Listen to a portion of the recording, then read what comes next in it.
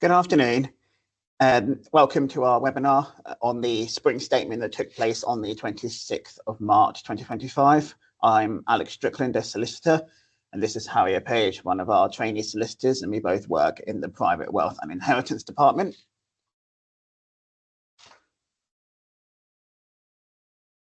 So just first of all, just a little bit about Harrington Carmichael Solicitors. We are a full service law firm, currently with 180 staff plus members of staff, offering legal advice to both UK and international businesses. We work with both private individuals and corporate entities. We are also a leading 500 firm as well, and been recognised as a best law firm by the Times. In addition to that, we are also relationship lawyers. We believe that our clients are at the forefront of everything we do, both in the corporate side of things and in the private client and individual side of things. We always like to make sure that our clients are at the first part of contact. We have regular meetings with our clients, and both online and offline. As you can see from this slide, it's a bit about what we do. So we've got the business side of things and then the individual side of things. And as I said, Harriet and I both work on the individuals on the private wealth and inheritance side. Harrington Carmichael is also a member of IR Global. This is where we are able to work with lawyers around the world. We currently have access to 155 plus countries. So if we've got cases with an international element that's outside of our specialism, we can refer that to the relevant people in the relevant jurisdictions. So just moving on to actually what this webinar is about. As I said, it's the Spring Statement 2025. So what is the Spring Statement? It's commonly known as the mini budget, which many of you probably heard in the past. It is an update on the Office for Budget Responsibility, or the OBR, forecast period for the next 5 years. So this forecast period is going to be running until 2029 to 2030. The OBR monitors the government spending plans and is independent of the government. Rachel Reeves, when she became Chancellor of the Exchequer last year, she pledged and committed to having one major fiscal event per year to combat disrupting the market and support financial security for individuals and businesses which were impacted by the Truss and Kwarteng mini budget 2.5 years ago.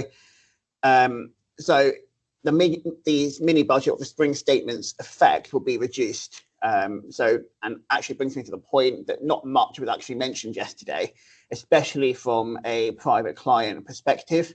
So we are going to actually sort of refocus this webinar slightly to talk about the changes that were announced in the autumn budget last year, in line with the fact that the new tax year is coming in next week. And it's all about making sure you're thinking ahead and planning. But what was announced yesterday? So first of all, welfare. So there were some changes to universal credit. So for health-related universal credit for new claimants will be frozen until 2030, and the standard allowance for universal credit will rise to £106 per week. There's also going to be stricter eligibility tests for personal independence payments. These changes will take effect from November next year. With regards to the economic forecast, the Chancellor announced that the predicted growth has been downgraded from 2% to 1%. However, there is prediction for growth over the next 4 years of 1.9%, 1.8%, 1.7%, and 1.8% throughout the rest of the forecast. Inflation is also expected to average 3.2% this year. You may have seen in the news yesterday that inflation's come down again. This is an increase from the initial forecast at 2.6%, but it will fall to 2.1% next year, and it should return to the Bank of England's target of 2% in 2027. In addition to this, there was a defence and aid announcement. So it was due to rise by £2.9 billion next year, but this has been increased by a further 2.2 billion. Military expenditure is also increasing to 2.36% of the national income next year, and this will be funded by reducing overseas aid to 0.3% of gross national income in 2027 and from Treasury reserves. But as I said, there wasn't actually much here that impacted the private client sector. We can't advise on any of the stuff we just talked about. But what we can talk about is the stuff that the government announced last October in the major budget in anticipation of the new tax year and actually potentially the next budget in 6 months' time. So just a bit of a refresher, really, of what was announced last year. The main bits were to do with inheritance tax and capital gains tax. And the key points you probably all heard about was the APR and BPR, which stands for Agricultural Property Relief and Business Property Relief. So as of the 6th of April next year, the 100% relief that most people are currently entitled to, depending on their circumstances, will only apply to the first £1 million, and then 50% relief will apply thereafter. It is important to note that it's not separate £1 million for APR and a separate £1 million for BPR, it's combined. And also, you won't be able to transfer any unused allowance over between spouses in the same way we can do with the nil rate bands for inheritance tax as well. AIM shares, which you can talk to your financial advisors about in a bit more detail, will no longer be entitled to 100% relief. It'll be 50%. It is just another way of the government trying to claw back a little bit more inheritance tax. As of the 30th of October last year, which was the day the budget took place, gifts that may have inheritance tax effects for BPR and APR will automatically have that clock ticking for that 7-year window. So if you die after the 6th of April next year, but within that six-year window, really, because you've lost a year and a half, the new rules will take effect. If you have made a gift already, say last year, but you die before the 6th of April, the current rules will take effect. So don't worry about that too much. But it is really important to start planning when you're making these gifts, because new rules are going to come into effect.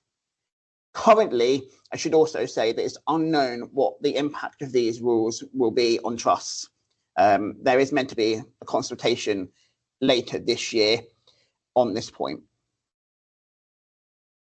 One of the big talking points that came out of last year's budget was that they are going to bring pensions into the inheritance tax net from April 2027.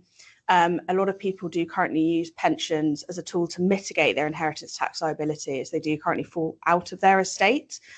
Under these new rules, it's said that unused and inherited pensions may be taxed. So the unused funds of a pension is if you haven't used it all as income or as capital during your lifetime.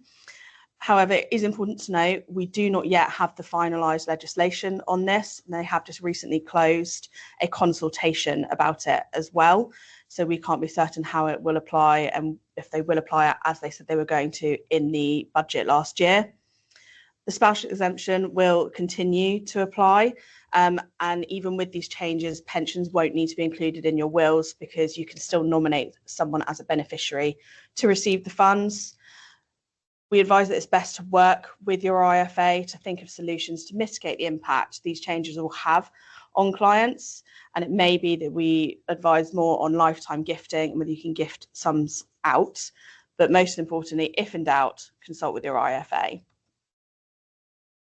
Another one of the changes was tax thresholds. So inheritance tax nil rate band, which is currently £325,000, and the residence nil rate band, which is currently £175,000, have both been frozen until 2030. The impact of this, it means that more and more families are going to get dragged into paying inheritance tax as the cost of living continues to rise. House prices, which you've probably seen over the last few years, have continued to rise dramatically. So £325,000 and even £175,000 in relation to your property isn't very much at all in today's society. And it's worth noting as well that the nil rate band has been fixed at £325,000 since 2009, which was a lot more of a higher threshold at the time. So it's very much a stealth tax that this government is introducing here. In addition to this, the CGT rates changed on the day of the budget, with basic rate taxpayers now paying 20% and higher rate taxpayers paying 24%. Trustees have a half allowance of the individual person, so that's currently £1,500, where most people have £3,000 before they start paying capital gains tax.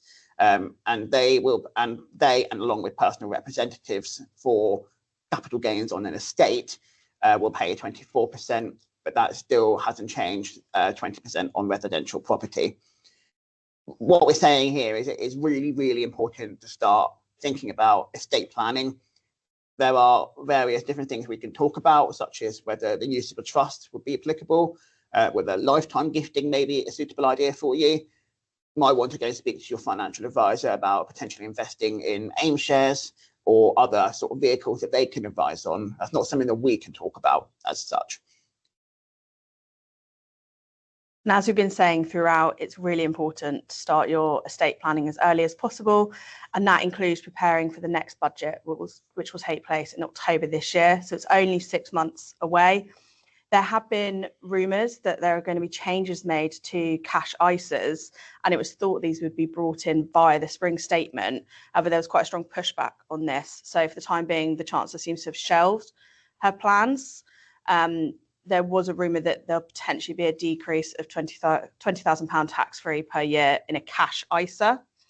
Rachel Reeves did briefly mention this in the statement, saying that the government wishes to get the balance right between cash and equities to bring better returns for savers, boost the culture of retail investment and support the growth mission. The government are very focused on growing the economy as much as possible.